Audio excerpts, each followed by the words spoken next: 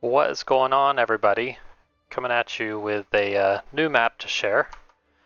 This map is called Anatolian Gedik. Hope I didn't mispronounce that. It's supposed to be Turkish. So this map is kind of based on the Turkish Anatolian mountains, loosely. And there's a couple unique features to this map. So you'll see right off the bat that the edge of the map kind of has this cliff and mountains that outline it. It's kind of got a unique shape.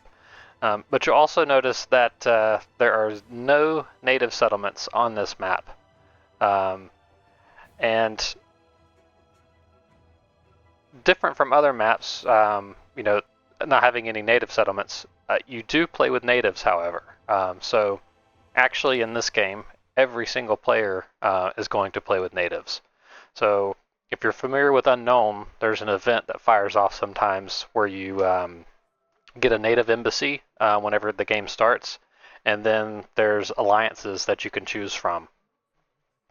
So I have implemented that into this game, or into this map, except it's going to happen 100% of the time. So when this game starts, you on this map, you're going to spawn with a native embassy travois or wagon, and you'll see when I'm going to unpause here in just a second. But the game picks from, I think there's 40 possible native alliances that you can have. The game picks 3 at random, and it's the same for every player, and it adds them to the native embassy, and that gets you the technologies from that native embassy, or from that native faction, and then all the native units that come with that faction as well. There are some really good ones, there are some okay ones, and there are a couple bad ones. And you're just going to have to discover them on your own. It's way too complicated to make a list of all of them. But you'll see when the game starts, so it's going to pop up in the chat automatically. It's going to tell you the ones that you have. You can also build the native embassy, so let's do that.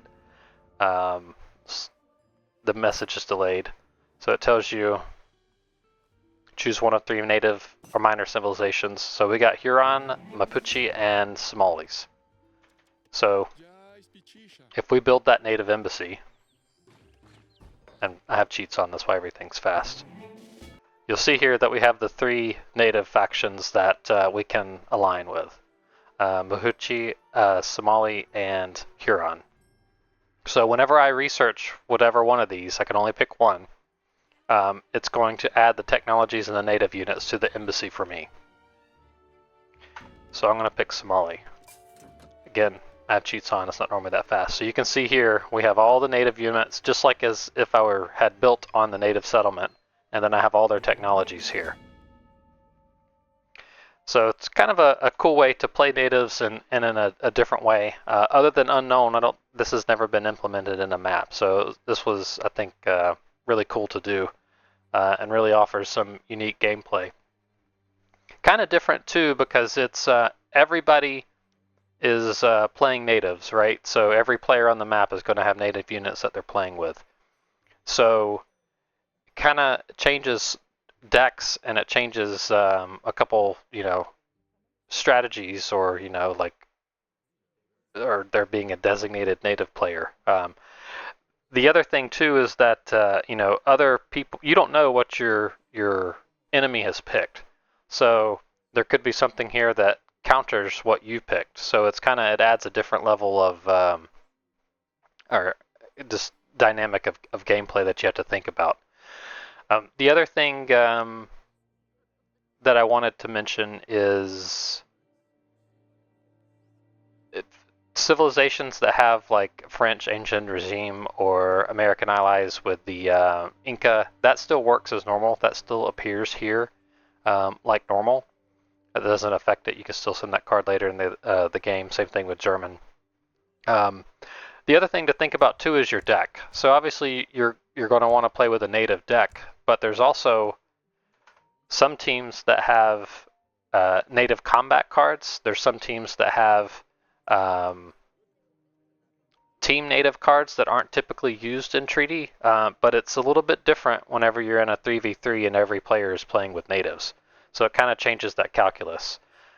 There's another card, I forget the name of it, but that increases your build limit if there's like a slow training native, like if you're playing as Indy or something. There's just a couple different things to consider when playing on this map. So anyway, so that's Anatolian Gedik. I hope I'm saying that right. I hope you'll give it a try. If you have any feedback, let me know what you like, what you dislike, etc. But I've tried to make this, it's very heavy on hunts. Every player gets 2 gold mines, and then you can see there's plenty of treasures and hunts, trees along the map. So I am looking at maybe adding some cliffs here in the center. I'm not fully decided yet because the map is open, but at the same time everybody's got a larger army. So I'll play with that and see. But yeah, so I hope you'll give this a try. And like I said, any feedback or any issues you run into, please let me know. So anyway, enjoy. I'll see you on the next one.